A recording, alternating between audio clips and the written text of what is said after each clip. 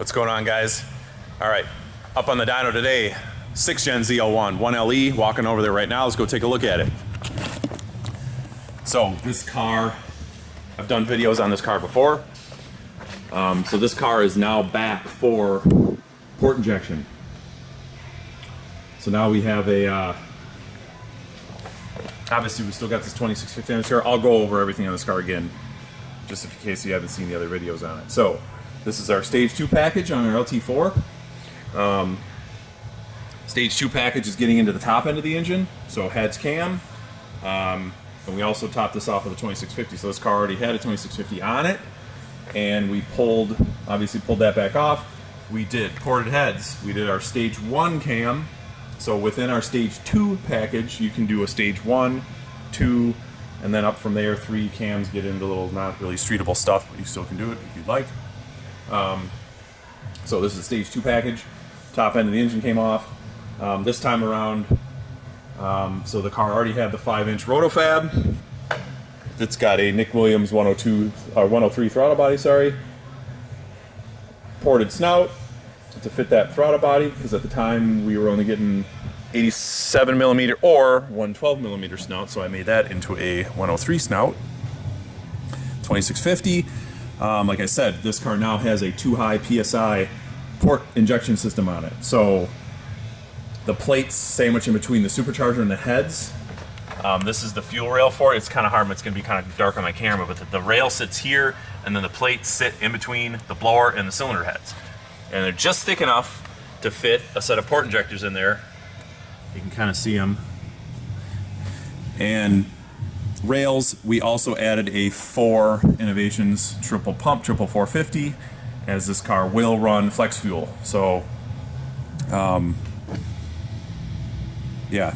Ported heads, cam, our stage 1 cam, port injection, thermostat, catch can, 2-inch header, American Racing headers, 3-inch American Racing exhaust system to the mufflers. Pulley combination on this right now is a 90 millimeter upper and an 8.25 lower. And like I've probably talked about in some other videos, that's kind of our limit for pump gas use. So this car is still gonna run. He still wants to be able to run 91/93 and E85, and he does still want to be able to get on it, roll onto it, beat on it on 93 octane. So I gotta leave the boost low. I can't, otherwise we would jack the boost up to 15-16 pounds and kind of take it to that our safe limit on like the LT4/LSA bottom ends, you know, 950-ish. But because he wants to be able to run 93, and let's say he's on the highway, he's cruising down the highway and a GTR pulls up or something, he wants to be able to punch it if he's got 93 in the tank. So we got to keep the boost low. We can't push it too far. There's no methanol in this car, there's no meth injection or anything like that. It's just going to be flex fuel only. So, but I still think we're going to be able to hit a decent number based on previous stuff we've done with these. I still expect 900. So I hate throwing a number out before I get there, but we'll see. So this port injection system, it's kind of cool. It's unlike maybe some of the other companies that use like a Holley Dominator. Those other systems are nice and they work. They're very expensive. This 2-high PSI deal is way cheaper and it's way easier to install. So it just uses a little controller here, a very small little box. It actually wires right in to the network of the car. So we're wiring it into a twisted wire pair coming into the ECU, and then that thing is grabbing network information off the GM LAN, and we're just, instead of wiring into all the sensors, we're just taking it off the network, and it's actually working really good. I really like the way it works. We do have to intercept the cam signal and the mass airflow signal, and then power and ground. But versus wiring like other port injection systems, like that use like the Holleys, like the Dominators, that are very involved. And you got this huge Dominator box, and you're putting it in the fender, and there's a big, huge, fat wiring harness. This is way simpler, and it's a lot more affordable. I think Mike's going to sell a ton of these things because it does work really nice. And so I've kind of, this is our first one, and I kind of had to play with the settings, and obviously, it uses a Tuner Pro RT, which is a software that's been around for a long time and I'm familiar with, but he and the company that Reflex that made that box, they kind of wrote their own little algorithms and stuff for fueling. got that figured out, and we're to this point now. We're on the dyno.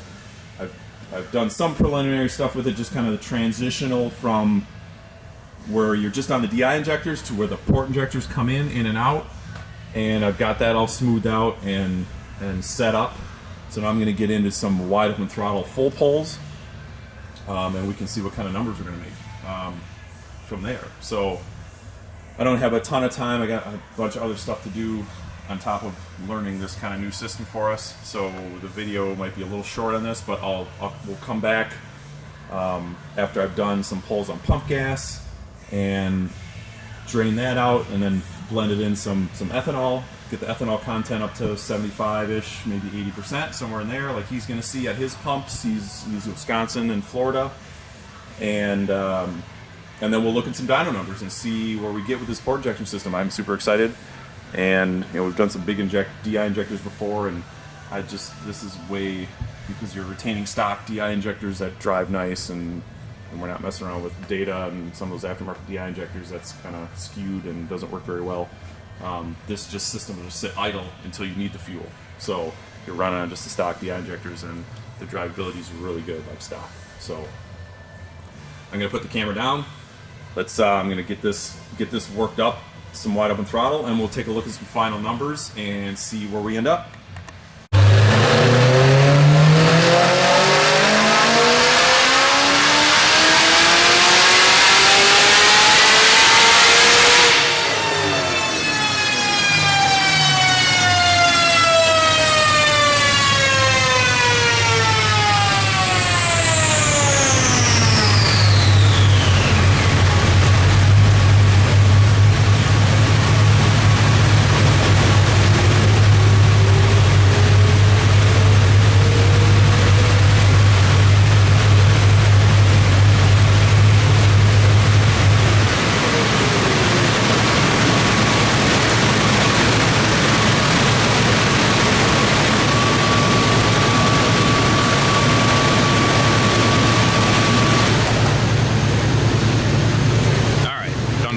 Shutting those fans off. Let's take a look at that dyno. So looks like there's a little bit of a spike at the end, and that's gonna kind of inflate it a little bit artificial. But so I know when I cut the video off before, looking at the engine bay, talking about it, I said I was gonna work up some tuning. So that's what I did, and I brought up the last. So we're looking at this is the pump gas run. So that's 93 octane. And then these are the last two, it's about E75, or about 75%. So those are the last two. I added a little bit more timing, and because as I'm creeping up on the tunes on these things, once I start getting to the point where a degree of timing is only gaining me like 5 or 8 horsepower, that's it. That's where I stop. I don't go for that the last extra 3 or 4 horsepower, that next degree of timing, just because it's pointless and it puts extra load on the motor. It's not worth it. So you can see the small gain going from like 20. We can look at the timing graph. The peak timing is like 25.5, 26, versus like the red line is like 24.5. So not much gain. The gain you're seeing here is this little spike at the end. So let me bring the cursor up, and then we can take a look at the actual. Looks like 907. So I can actually trim on this data, on this graph, I can actually trim that little spike off, and then we can get a true reading. So I spun that up a little bit higher for the final run. So there's 913, 914. But anyway, we've eclipsed 900 wheel. Torque is upper 700, 780, 788, 787. So what this cursor does is I can select it anywhere in the graph, and it's going to show these little actual figures. So, this is the pump gas, torque, and power. That second to last run, yeah, you kind of get what I'm saying. It's all color coded. So sometimes I can use that to kind of select certain areas in the graph, and you can look specific spots in the graph to get specific readings. So right before that spike, I'm going to call. Sometimes what happens is when I kind of let off the throttle and hit the dyno brake at the same time, you get these little noise spikes, and that's what this is reading. So this 957 is actually the tip of this spike. I'm not going to count that because that's not accurate. 914 is what I'm going to go off of. obviously when the customer watches this, he's gonna be like, wait a minute, after I edit it, we'll give him the edited sheet. But again, this is just an anomaly in me kind of hitting the dyno brake and letting off. Sometimes you get these little spikes. But still, we're still big power on this thing. We're seeing 13 pounds of boost. So to be able to be over 900 wheel at 13 pounds of boost is just, it's awesome. I mean, this is just awesome. This port system is working really, really good. And yeah, I'm liking it.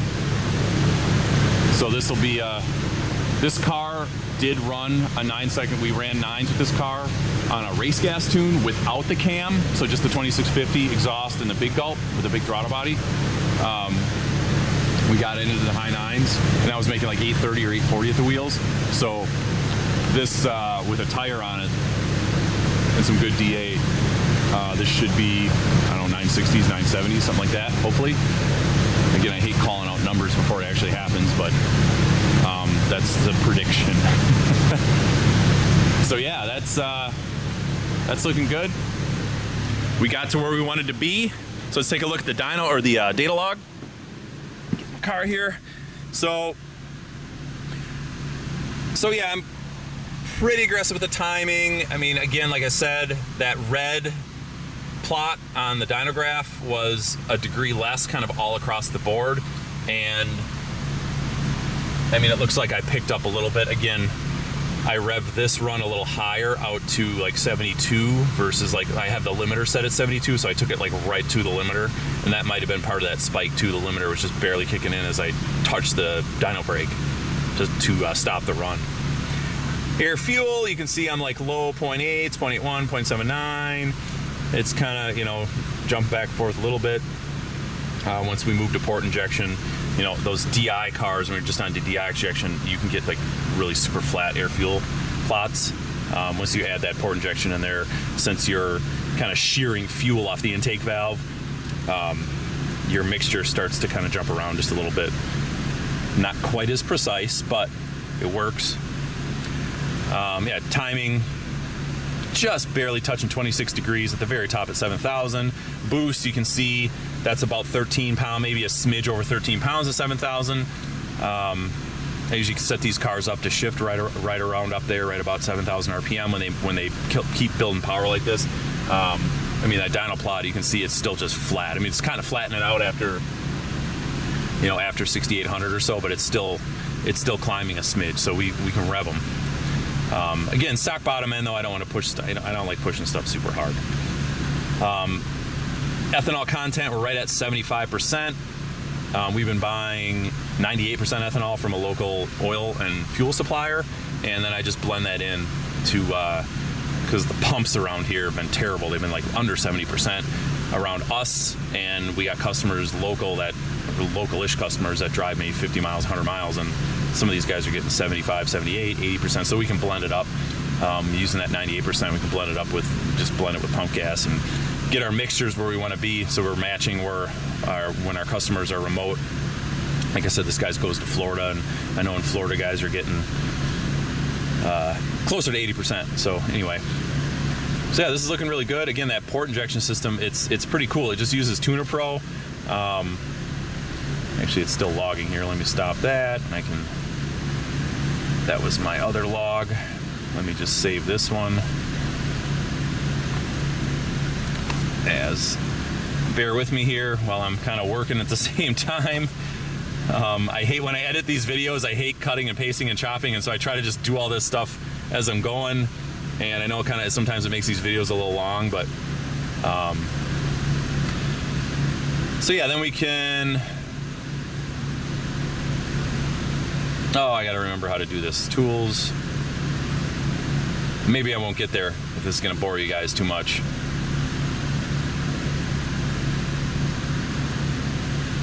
I was just doing this, so this car kind of carried over the weekend, so I was just doing this over the week. And let's open this back up. Anyway, there it is, right here. So this is kind of a little Tuner Pro logger. Not sure why it's not showing me anything here. There it goes. This is just the plot. I wish I could just see the whole thing, but there.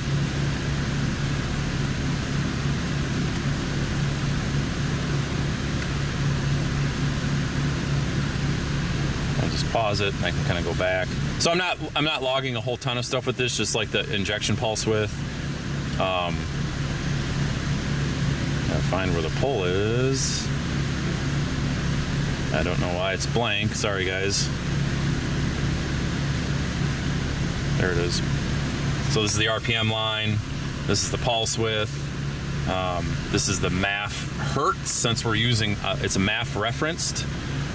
This green line is something to do with the cam sync, as it keeps resetting, so you kind of disregard that. But so this port injection, I got 80 pound-an-hour injectors. We kind of just went big on this first one. I think I could get away with 60s on something like this, but again, if you ever want to go up, build a motor, build a trans.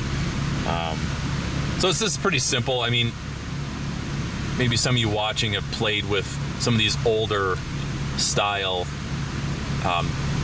editing softwares, and Tuner Pro has been around for a long time, but it carries over to a lot of different applications, and it's pretty easy to use. It's like using like old SCT software, or you know, with just basically this tree view onto the left here, where you can just pick up tables and flags and scalars. So it's pretty cool. It's real simple. It just basically runs right off the mass airflow curve, and then from there it uses its own algorithm for fueling, and then you can open up a mass airflow curve just like in HP tuners and edit it from there. So if I wanted to add more fuel, I would not be adding on this car for like wide open throttle. I would not be adding it to the factory MAF curve in the stock ECU. I would be adding it to this. And then I'd actually, if I did want to add fuel, I'd actually add it to this and then take some out of the stock curve to try to keep the pulse widths where I'm at. So you can see down here, my DI pulse width is, I try to keep it like 5.5 peak. So I'm just cresting this. I could kind of play with this a little more, maybe pull a little bit more out of this and add a little bit more into the port. Once you go over 5.5 milliseconds, you're starting to spray fuel into the compression stroke of the engine, and you start to really screw with the way that the fuel is homogenizing with the air, and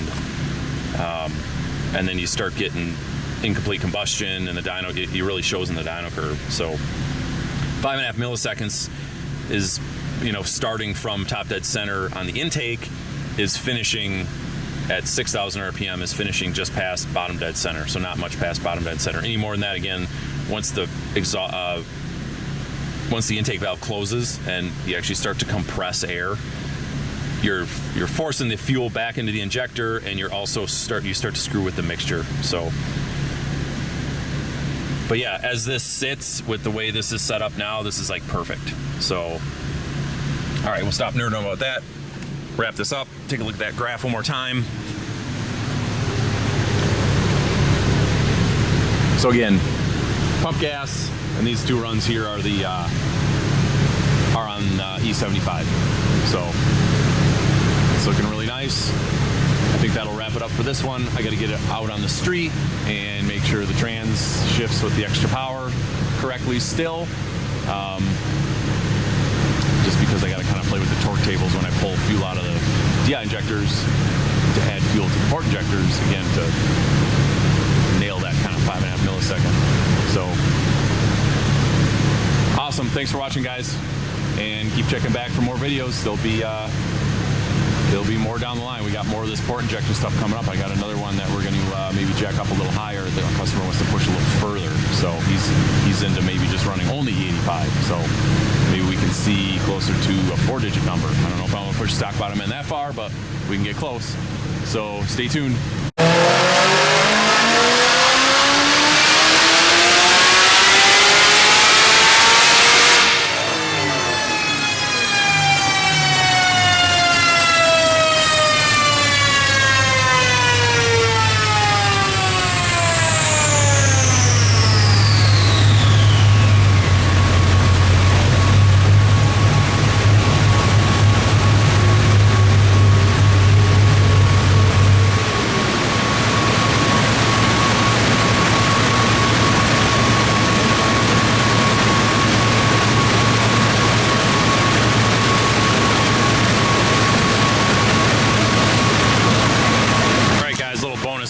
we decided to up the pulley on this thing.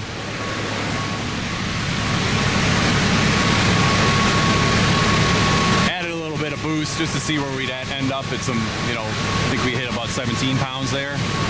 I don't think we're going to leave it like that, obviously, because if he was just going to run 85, it would, but he doesn't. He wants to be able to run 93, like I said before. So 962.